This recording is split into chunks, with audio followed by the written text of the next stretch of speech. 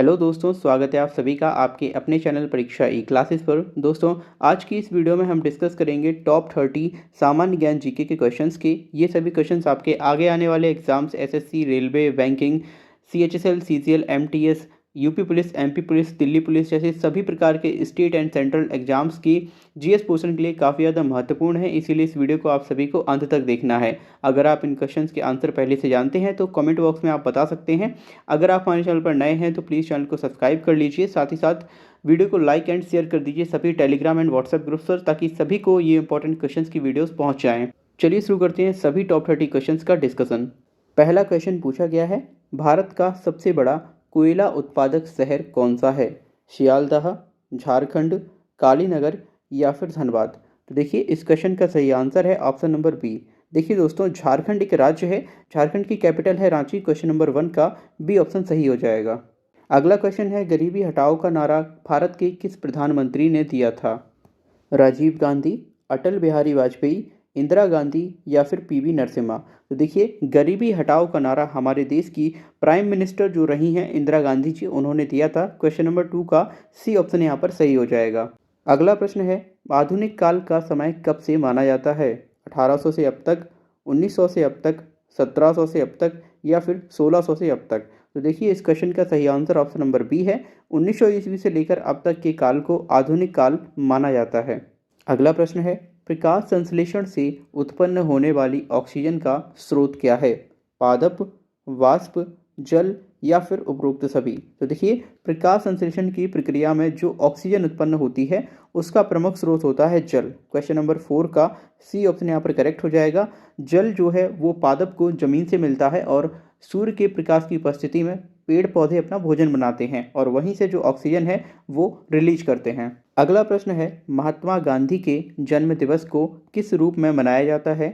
स्वतंत्रता दिवस, मुक्ति दिवस, स्वच्छता दिवस या फिर अंतर्राष्ट्रीय अहिंसा दिवस? तो देखिए, महात्मा गांधी का जन्म 2 अक्टूबर को हुआ था 1869 में गुजरात के पोरबंदर जगह पर। इनका जो जन्म दिवस है वो अंतर्राष्ट्रीय अहिंसा के दिवस से मनाया जाता है। ठीक है, तो अंतर्राष्ट्रीय अहिंसा दिवस किस दिन मनाया जाता है, ये क्वेश्चन भी आपको याद रखना है। 2 अक्टूबर को प्रतिवर्ष। क्वेश्चन नंबर 5 का डी ऑप्शन करेक्ट है। अगला क्वेश्चन है, आधुनिक भारत में हिंदू धर्म के सुधार हेतु पहला आंदोलन कौन सा था? क्षत्रिय समाज, वैश्य समाज, ब्रह्म समाज या फिर शूद्र समाज? तो देखिए, मॉडर्न इंडिया में हिंदू धर्म के सुधार हेतु जो पहला आंदोलन शुरू किया गया था वह था ब्रह्म समाज। क्वेश्चन नंबर 6 का सी ऑप्शन करेक्ट हो जाएगा। अगला प्रश्न है, माउंट एवरेस्ट पर 2 बार चढ़ने वाली पहली महिला कौन थी? कल्पना चावला, प्रियंका चोपड़ा, सरोजनी नायडू या फिर संतोष यादव? तो देखिए, माउंट एवरेस्ट पर 2 बार चढ़ने वाली पहली महिला थी संतोष यादव।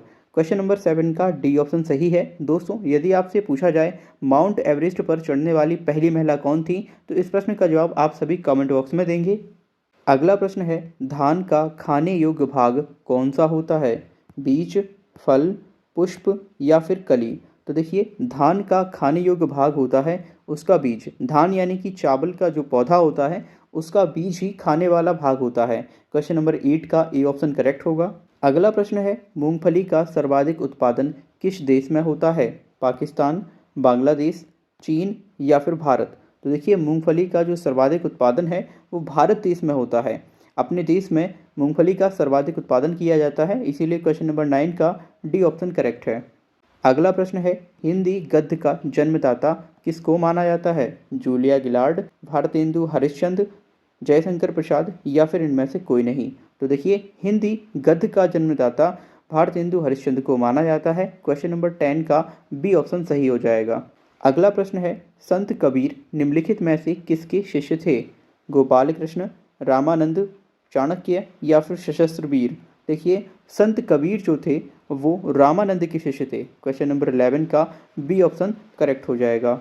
अगला क्वेश्चन है, मनुष्य में बुद्धि एवं चतुराई का केंद्र कौन सा है? सेरिबेलम, हाइपोथैलेमस, सेरेब्रम या फिर स्पाइनल कॉर्ड? तो देखिए, मनुष्य में बुद्धि एवं चतुराई का केंद्र होता है सेरेब्रम। क्वेश्चन नंबर 12 का सी ऑप्शन करेक्ट होगा। सेरेब्रम मनुष्य में बुद्धि एवं चतुराई का केंद्र है। अगला प्रश्न है, तुम मुझे खून दो मैं तुम्हें आज़ादी दूंगा का नारा किसने दिया था? सुभाष चंद्र बोस, अरविंदो घोष, चंद्रशेखर आज़ाद या फिर भगत सिंह? तो देखिए, तुम मुझे खून दो मैं तुम्हें आज़ादी दूंगा, ये नारा सुभाष चंद्र बोस जी के द्वारा दिया गया था। क्वेश्चन नंबर 13 का ए ऑप्शन करेक्ट है। दोस्तों, नारों से जुड़े जो क्वेश्चन है वो काफ़ी ज़्यादा पूछे आते हैं हर एक एग्जाम में, तो किस महापुरुष ने क्या नारा दिया है इसका आपको पता होना चाहिए। अगला प्रश्न है, महानदी, नर्मदा तथा सोन नदियाँ ये कहाँ से निकलती हैं, यानी इनका उद्गम स्थल कहाँ पर है। रामगढ़ गुंबद से, पंचमढ़ी पहाड़ी से, ग्वाल पहाड़ी से या फिर अमरकंटक पहाड़ी से। तो देखिए, महानदी, नर्मदा और सोन नदी ये तीनों ही नदियाँ मध्य प्रदेश की अमरकंटक पहाड़ी से निकलती हैं। क्वेश्चन नंबर 14 का डी ऑप्शन यहाँ पर करेक्ट हो जाएगा, अमरकंटक पहाड़ी। अगला प्रश्न है, पाकिस्तान में सिंधु नदी को किस नाम से संबोधित किया जाता है। नहर अल सिंध, दरिया ए सिंध, ए और बी दोनों या फिर इनमें से कोई नहीं। तो देखिए दोस्तों, पाकिस्तान में सिंधु नदी को दरिया ए सिंध के नाम से जाना जाता है। क्वेश्चन नंबर 15 का बी ऑप्शन करेक्ट होगा, सिंध नदी का पाकिस्तान में दरिया ए सिंध नाम है। अगला प्रश्न है, निम्नलिखित में से किसे भारी जल कहा जाता है। बर्फ, शुद्ध जल, ड्यूटेरियम ऑक्साइड या फिर अशुद्ध जल। तो देखिए दोस्तों, ड्यूटेरियम ऑक्साइड यानी जिसे केमिकल फार्मूला जिसका D2O होता है, इसे ही भारी जल के नाम से जाना जाता है। क्वेश्चन नंबर 16 का सी ऑप्शन करेक्ट हो जाएगा। अगला प्रश्न है, निम्नलिखित में पीतल किसकी मिश्र धातु है। तांबा और टिन, टिन और एल्यूमिनियम, तांबा और लोहा या फिर तांबा और जस्ता। तो देखिए दोस्तों, पीतल तांबा और जस्ते से मिलकर बना होता है। क्वेश्चन नंबर 17 का डी ऑप्शन यहाँ पर करेक्ट हो जाएगा। अगला प्रश्न है, जैविक मरुस्थल के नाम से प्रसिद्ध नदी कौन सी है। दामोदर नदी, सरस्वती नदी, गोदावरी नदी या फिर ब्रह्मपुत्र नदी। तो देखिए दोस्तों, जैविक मरुस्थल के नाम से दामोदर नदी को जाना जाता है। क्वेश्चन नंबर 18 का ए ऑप्शन यहाँ पर करेक्ट हो जाएगा, जैविक मरुस्थल यानी दामोदर नदी। अगला प्रश्न है दोस्तों, भारत में शीत मरुस्थल किसे कहा जाता है। राजस्थान, पुदुचेरी, लद्दाख या फिर सिक्किम। तो देखिए दोस्तों, भारत में शीत मरुस्थल के नाम से लद्दाख को जाना जाता है, क्योंकि यहाँ पर सूखा यानी कि बर्फीला पूरा एरिया है, इसीलिए इसे डेजर्ट कहा जाता है, ड्राई डेजर्ट। क्वेश्चन नंबर 19 का सी ऑप्शन करेक्ट हो जाएगा। अगला प्रश्न है, भारत में G20 की पहली बैठक कहाँ आयोजित हुई थी। दिल्ली, कोलकाता, मुंबई या फिर बेंगलुरु। तो देखिए दोस्तों, भारत में G20 की पहली बैठक कोलकाता में आयोजित हुई थी। क्वेश्चन नंबर 20 का बी ऑप्शन करेक्ट होगा। दोस्तों, G20 का फुल फॉर्म होता है group of 20 countries. Question number 20 का बी ऑप्शन करेक्ट है। अगला प्रश्न है, निम्नलिखित में त्योहारों का नगर किसे कहा जाता है। कोलकाता, कानपुर, अलीगढ़ या फिर मदुरई। तो देखिए दोस्तों, त्योहारों का नगर कहा जाता है मदुरई को। क्वेश्चन नंबर 21 का डी ऑप्शन करेक्ट होगा। अगला प्रश्न है, भारतीय तिरंगे को सबसे पहले किस महिला ने फहराया था।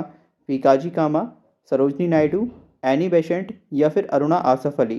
तो देखिए दोस्तों, भारतीय तिरंगों को सबसे पहले मैडम भीकाजी कामा के द्वारा फहराया गया था। क्वेश्चन नंबर 22 का ए ऑप्शन करेक्ट होगा।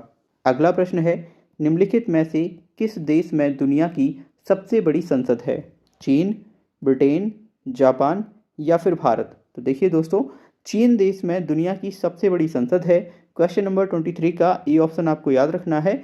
देखिए, दुनिया में सबसे बड़ी संसद जो है वो चीन देश की है। अगला प्रश्न है, हड़प्पा सभ्यता के लोगों को किसकी जानकारी नहीं थी। आग, गेहूँ, लोहा या फिर तांबा। तो देखिए दोस्तों, हड़प्पा कालीन सभ्यता के लोगों को लोहे की जानकारी नहीं थी। क्वेश्चन नंबर 24 का सी ऑप्शन आपको याद रखना है। काफ़ी महत्वपूर्ण ये क्वेश्चन है और कई सारे इंपॉर्टेंट एग्जाम्स में ये हमेशा पूछा जाता रहा है, इसीलिए इस क्वेश्चन को आपको ध्यान रखना है। अगला प्रश्न है, ब्रह्म समाज की स्थापना किसने की थी। स्वामी विवेकानंद, राजा राममोहन राय, दयानंद सरस्वती या फिर उपरोक्त सभी। तो देखिए दोस्तों, ब्रह्म समाज की स्थापना राजा राममोहन राय के द्वारा की गई थी। क्वेश्चन नंबर 25 का बी ऑप्शन करेक्ट है। दोस्तों, कई सारे क्वेश्चन जो हैं वो इसी तरह के आपसे हमेशा एग्जाम में पूछे जाते हैं। ब्रह्म समाज, आर्य समाज, इनकी स्थापना किसके द्वारा की गई थी। तो आप सभी को यहाँ पर बताना है कि दयानंद सरस्वती जी ने किस समाज की स्थापना की थी या किस संस्था की स्थापना की थी। अगला प्रश्न है, निम्नलिखित में से कौन सा ग्रह नहीं है। शनि, बृहस्पति, सूर्य या फिर बुध। तो देखिए दोस्तों, सूर्य एक ग्रह नहीं है, सूर्य एक तारा है। ग्रहों के पास अपना स्वयं का प्रकाश नहीं होता है, लेकिन सूर्य के पास स्वयं का प्रकाश है। क्वेश्चन नंबर 26 का सी ऑप्शन करेक्ट होगा। अगला प्रश्न है, लाल नदी या फिर रेड रिवर किस देश में बहती है। थाईलैंड, मलेशिया, म्यांमार या फिर वियतनाम। तो देखिए दोस्तों, लाल नदी यानी रेड रिवर वियतनाम देश में बहती है। क्वेश्चन नंबर 27 का डी ऑप्शन करेक्ट है। आप सभी को वियतनाम की कैपिटल बतानी है। वियतनाम की राजधानी क्या है? अगला प्रश्न है, सुनामी यानी टी सुनामी किस भाषा का शब्द है? जर्मन, पुर्तगाली, जापानी या फिर चीनी। तो देखिए दोस्तों, सुनामी शब्द जापानी भाषा का शब्द है और यहाँ पर सुनामी को कुछ इस तरह लिखा जाता है जिसमें टी साइलेंट होता है बोलते समय। क्वेश्चन नंबर 28 का सी ऑप्शन करेक्ट है। अगला प्रश्न है, स्थल मंडल का विस्तार कितने किलोमीटर की गहराई तक है? 80 किलोमीटर, 100 किलोमीटर, 180 किलोमीटर या फिर 200 किलोमीटर। तो देखिए दोस्तों, स्थल मंडल का विस्तार 100 किलोमीटर की गहराई तक है। क्वेश्चन नंबर 29 का बी ऑप्शन करेक्ट हो जाएगा। अगला प्रश्न है, क्षेत्रफल की दृष्टि से किस देश का स्थान विश्व में दूसरा है? भारत, चीन, कनाडा या फिर अमेरिका। तो दोस्तों, इस क्वेश्चन का आंसर आप सभी कमेंट बॉक्स में देंगे। दोस्तों, आज की इस वीडियो में हमने टॉप 30 क्वेश्चन डिस्कस किए हैं। ये सभी क्वेश्चंस आपके आने वाले एग्जाम्स के लिए इंपॉर्टेंट हैं, इसीलिए आप सभी को इस वीडियो को ध्यान से देखना है। वीडियो को शेयर कर दीजिए सभी ग्रुप्स में। थैंक यू फॉर वॉचिंग इस वीडियो। अगर आप चैनल पर नए हैं तो प्लीज़ चैनल को सब्सक्राइब कीजिए।